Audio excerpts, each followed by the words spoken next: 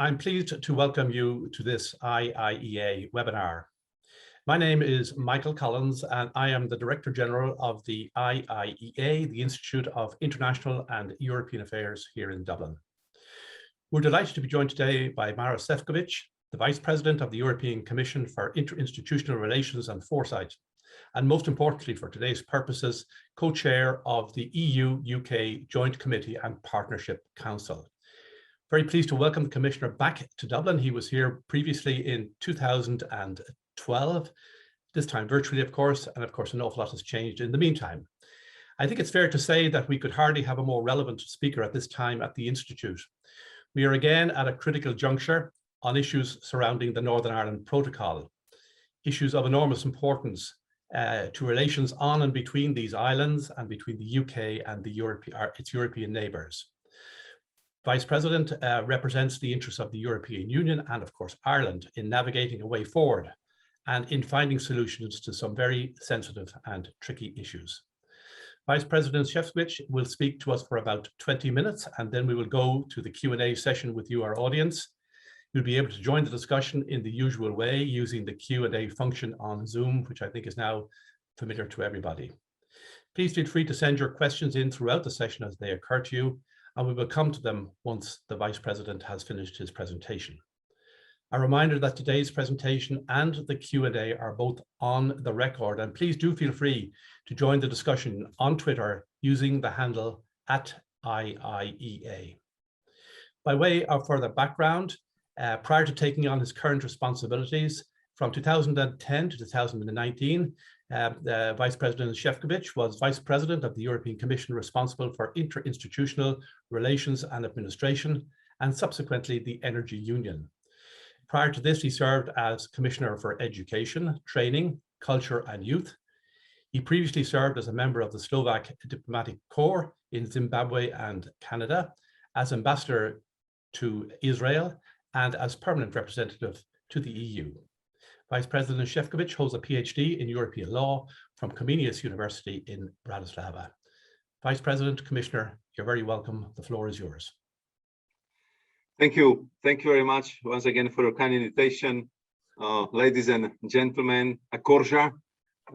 As you see, I'm learning Irish now because I think I need it in my very frequent contacts with Ireland and Northern Ireland.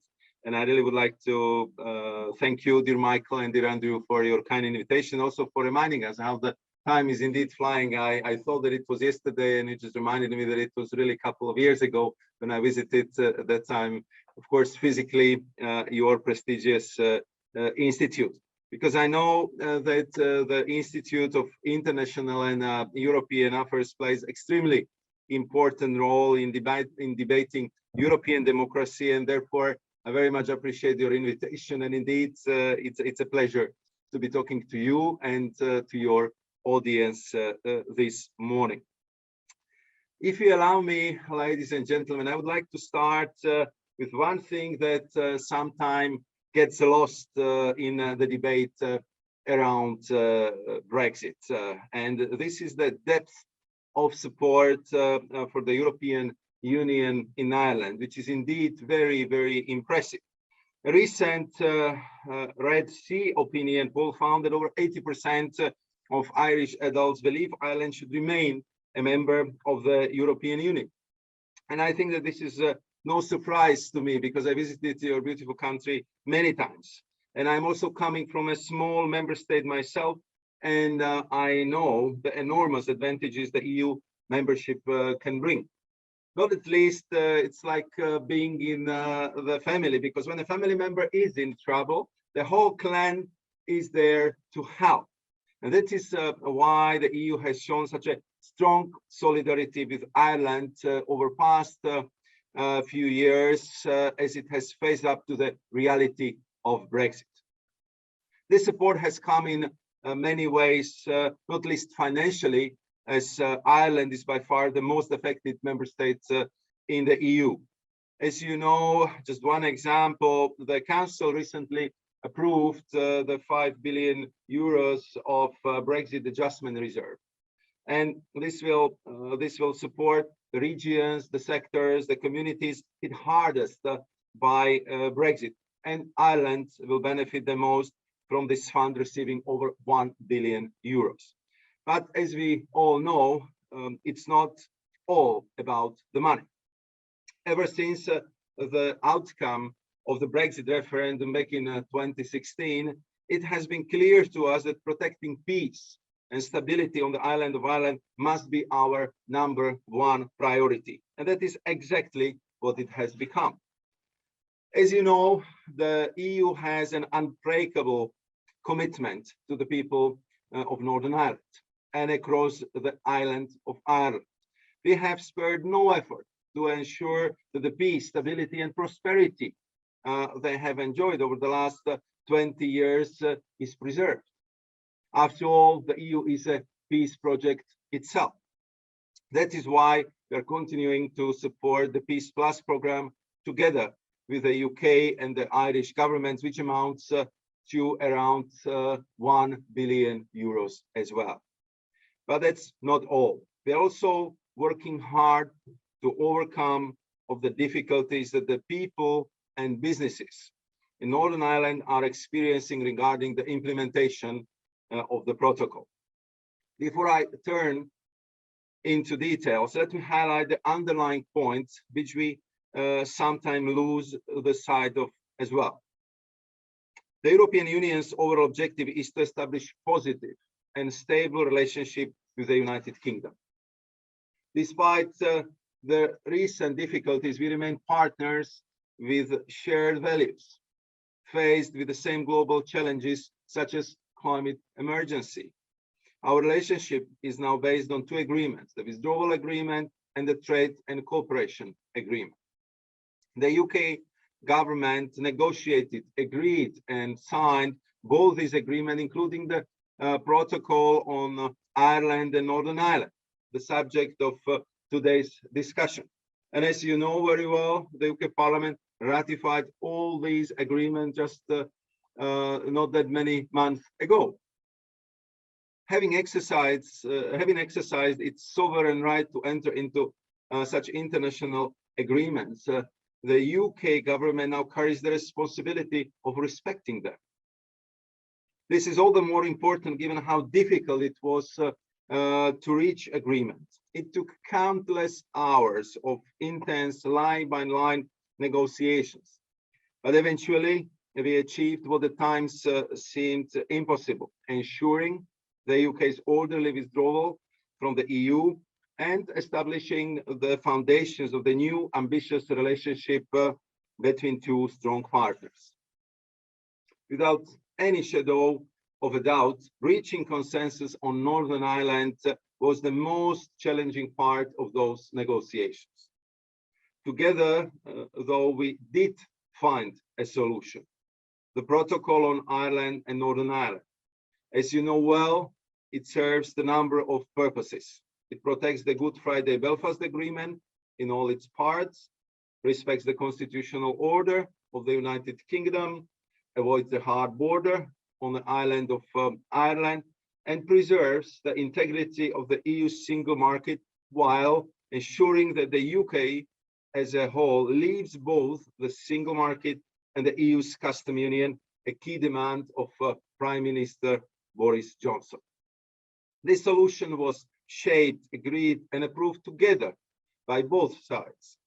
We therefore also share responsibility for making it work on the ground.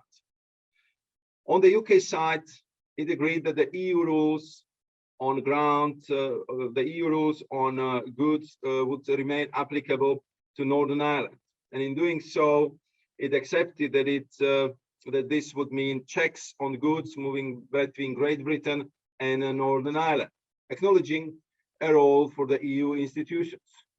This is the only way to avoid the hard border between North and South. On the EU side, we agreed that the UK would carry out those checks and controls on our behalf, an unprecedented gesture. I'm sure you would agree. No other jurisdiction in the world had done this before. This solution required compromise. Everyone around the table understood what this compromise is meant in practice. And the implementation of this agreement will continue to require compromise from both sides. Our overarching priority throughout this process has been the people of Northern Ireland, regardless of their identity or political outlook, and of course, the protection of the peace process. We also have a duty towards our consumers to ensure that there are no risks from products imported from the country with different health and safety standards. While the negotiations were difficult, the outcome now presents a real opportunity for Northern Ireland and the island of Ireland. This was one of my key messages when I was in Northern Ireland recently. The exchanges I had during my visit only strengthened my conviction of the enormous benefits on offer to Northern Ireland. In particular, its unparalleled access to two of the world's largest markets with more than 500 million consumers can be a powerful magnet for foreign investments translated into jobs and growth. As one of the business leaders I met in Northern Ireland put it, you can have jam on both sides of your bread. That's certainly one way to enjoy the fruits of your labor. Northern Ireland can trade freely with the EU without having to pay for this unique access to our single market. And I know that the business community in Northern Ireland and across the island of Ireland is keen to take advantage of this opportunity. I'm sure that border communities are equally as positive about its potential. That's why I have raised the idea of investment conferences to install the confidence in business community in Northern Ireland and to pave the way for further opportunity. We are already seeing a significant number of investment inquiries, especially from the United States, Canada, and the EU. But if we are to turn this opportunity into reality, the protocol must be properly implemented. Over the past month, my colleagues in the EU and I have made every effort to respond to outstanding problems with creative and solid new solutions. But the spirit of compromise needs to be a mutual one, as our responsibility is also a shared one. The protocol is not the problem. On the contrary, it is the only solution we have. Failing to apply it will not make problems disappear, but simply take away the tools to solve them.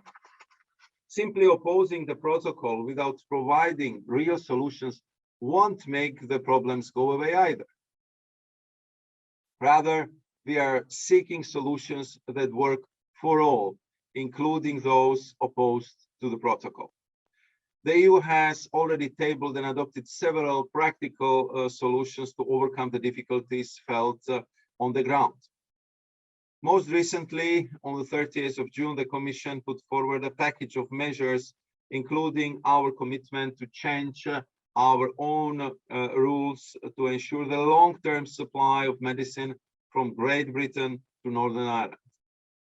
But I also need to be honest.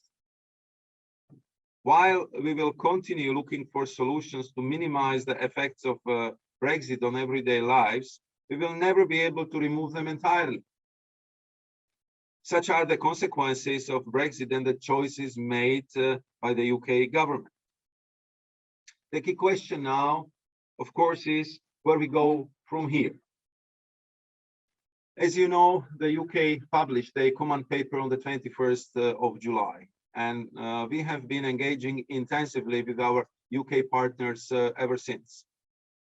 I believe that our focus should be on those issues that matter most to the people of Northern Ireland and their everyday life. In Belfast, I listened to stakeholders and emphasize the need to facilitate East-West trade. That means long-term solution in the food and plant safety, or as we call it, SPS area. I heard businesses ask for further trade facilitations in the area of customs. And I also heard a lot about the need for Northern Irish political institutions and other stakeholders to be properly heard. One issue of vital importance to me, echoed throughout my visit, is finding a solution for the continued supply of medicines to Northern Ireland, including generics. This way, medicines provided under the NHS, for example, can continue to move into Northern Ireland without any hindrance. This is a complicated area, and we are double, or I would even say triple checking with the UK authorities as well as the pharmaceutical companies themselves to ensure that our approach is indeed watertight. I remain convinced that our focus must remain on these areas. We cannot afford to think short-term either. We need long-lasting solutions to provide predictability, stability, and certainty in the Northern Ireland. For this effort to be successful, however, it must be done together with our UK partners. Joint engagement for shared solution. But let me also be clear about what we will not do. We will not renegotiate the protocol as the UK is requesting. And we will not accept solutions which would effectively mean cutting Northern Ireland off from the EU single market and related opportunities. Finally, allow me to touch on Article 16. A lot has been said by the UK politicians about the possibility of the UK triggering Article 16. I do not think that this has been helpful. It distracts us from working together to find solutions, and it would not help us find solutions any quicker. After all, it has taken us 5 long years to get where we are today. So it is clear that there are no quick, easy fix solutions to what is an extremely complex situation. But I want to close by underlining the positive. I believe that we can find practical solutions to help ensure that the protocol works well on the ground across Northern Ireland and Ireland, in urban and rural areas alike. And if the protocol is functioning well in Northern Ireland, it will also be to the benefit of all on both sides of the Irish Sea and across the Channel. And here, if you allow me, I would conclude my introductory remarks. I would once again thank you for your kind invitation, for your attention, and I am looking forward to what I'm sure will be a lively discussion. Thank you very much, Michael.